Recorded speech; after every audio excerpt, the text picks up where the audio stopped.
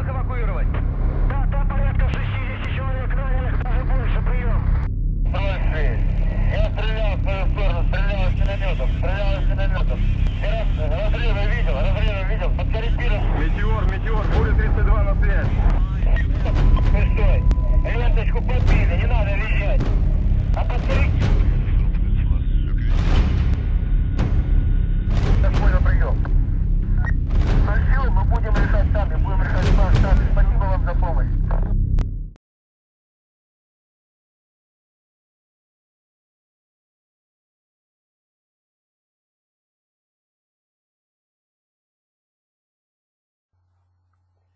Hello everyone and welcome to Red Zone. Finally, today is the day when you can download my mod and try it for yourself. I'll post the link in the news. The file is about 1.5 gigabyte, 1.23 giga to be precise. The download might take more than 7 hours, so be sure to have stable network connection. Now, while the gameplay video goes on, I will speak about some issues and comments that you guys have posted on the mod homepage. First of all, I have to repeat that this is just the starter pack. It doesn't have any vehicles and fully destructible objects at the moment. All of that will be available in the updates. I saw comments asking how it was possible for one person to create a mod like this. Well, the answer is very simple. I worked on the content for about 2 years and I managed to learn how to do things the way I wanted to do them. That includes modeling, texturing, animations, effects, sounds, level making, HUD and menu interface design. Well, there are other things like tweaking and stuff. It's been a long way full of horrible obstacles. I first started modding for GTA San Andreas, but it was rather difficult and not the game style that I like most.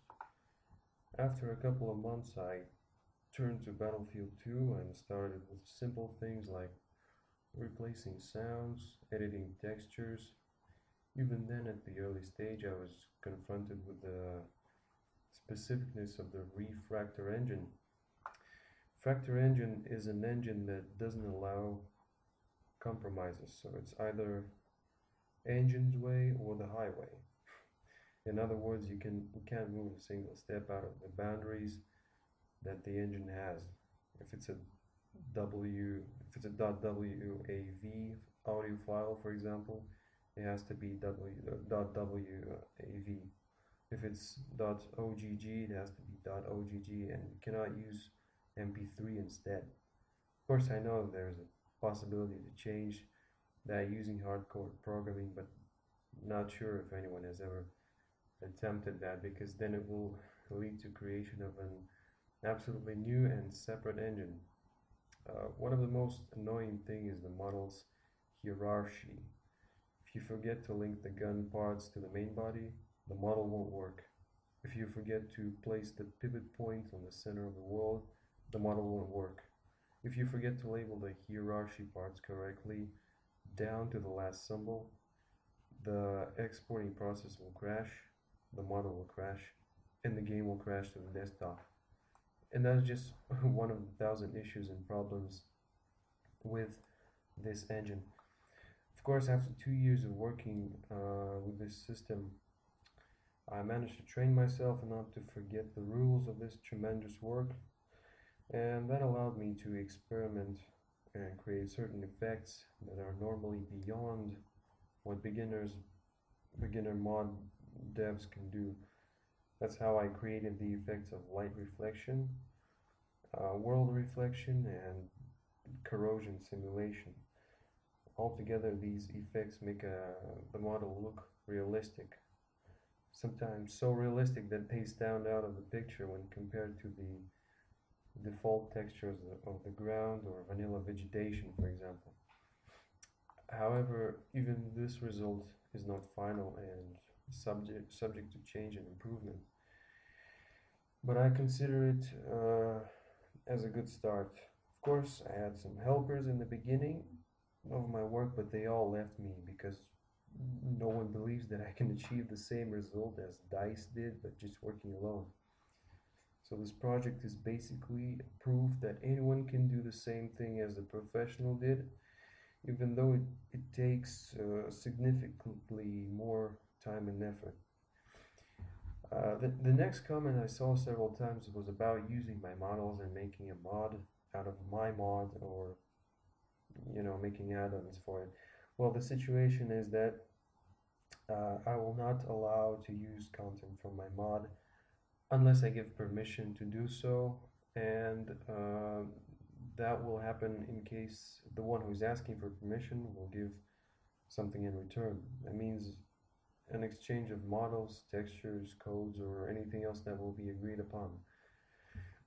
This actually brings another set of comments that I saw recently about people who are willing to help me make the mod or expand my mod and make it better.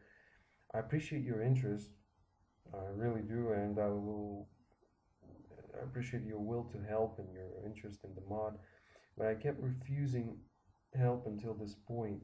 It's because I wanted to release the starter pack being absolutely alone. So it's kind of a record for myself. However, at this moment, I stumble upon a new problem. Well, not a new problem, this problem existed before.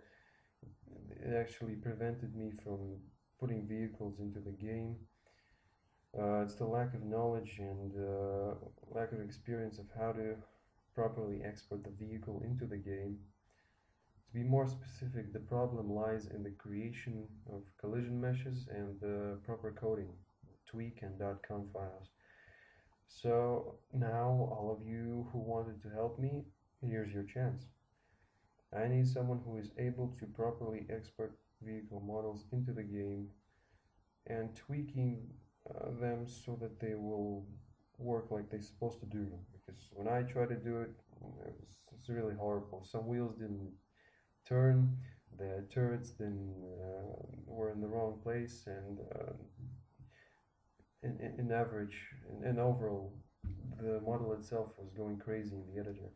So that's the kind of help I need right now.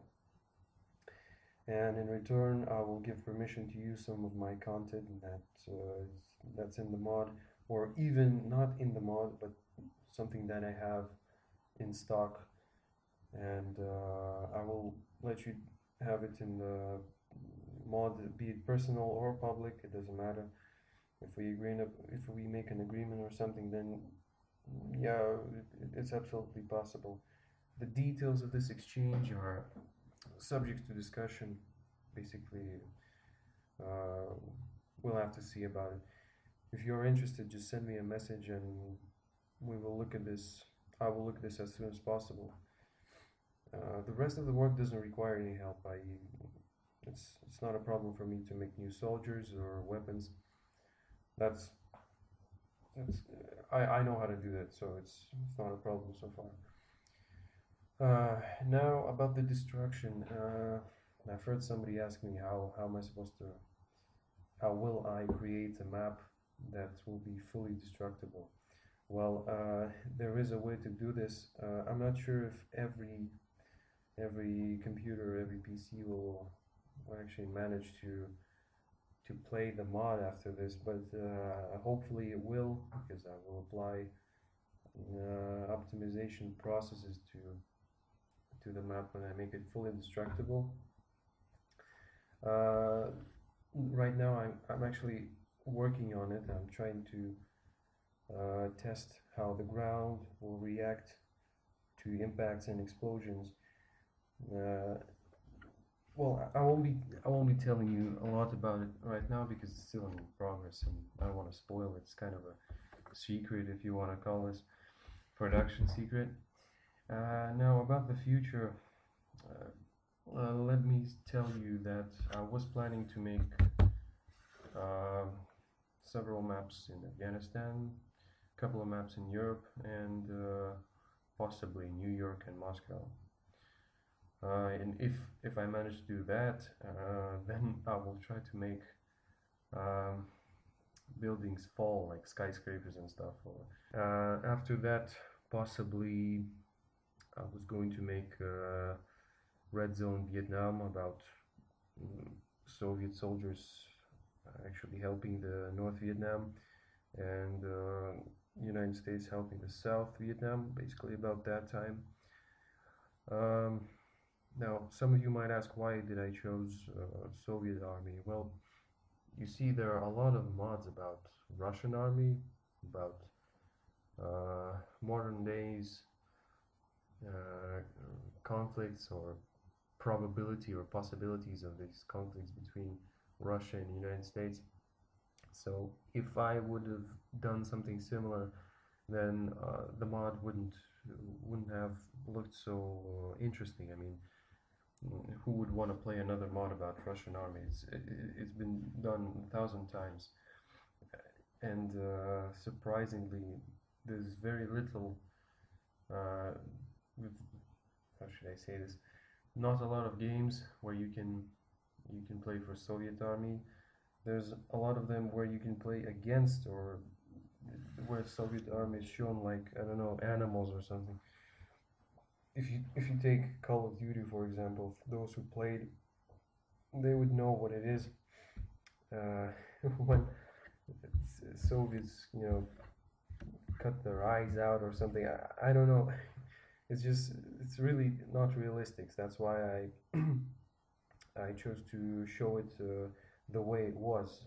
So I took the best part of the Soviet army development, which the peak of it was the middle of 1980s, and basically that's when the mod is happening. So I have nothing against Soviet army or nothing against US army. I'm absolutely neutral on this. Just trying to put the two armies and look how would it look like if they were in a conflict. That's simple as that. So basically, there's nothing wrong with it. Soviet army doesn't exist anymore, so who cares? Anyways, after finishing my work for Battlefield 2142, I don't know, maybe I will do a mod for Battlefield 2. I mean, I can just simply copy this mod and paste it for people who would like to play it in Battlefield 2, but Battlefield 2 doesn't have as many technical advanced solutions that Battlefield 2142 has. There are certain things that are not possible to do, and vice versa also, because there are a couple of things that I couldn't do in Battlefield 2142, but I had done them previously in Battlefield 2. So anyways, Battlefield 2142 looks a lot more technologically advanced than Battlefield 2. That's why I switched the system. Nonetheless, I can, of course, if I get a significant number of people wanting this, I can make it for Battlefield 2 also. But I have to warn you that this is not gonna last for long. I have plans of switching to a new engine, which is probably gonna be CryEngine 3, which is an amazing engine. The people have done a great work creating it. The best part of it is that it's absolutely free. Anyone can download and try to make a game for it. The same thing happened before with Unreal Development Kit, and I also had it before, but it was kind of difficult to make anything with it, because the developers of the engine, they didn't provide people with any tutorials. So basically, if you know how to do it, you will do it. If not, then you're going to be stuck with trying to learn it yourself. In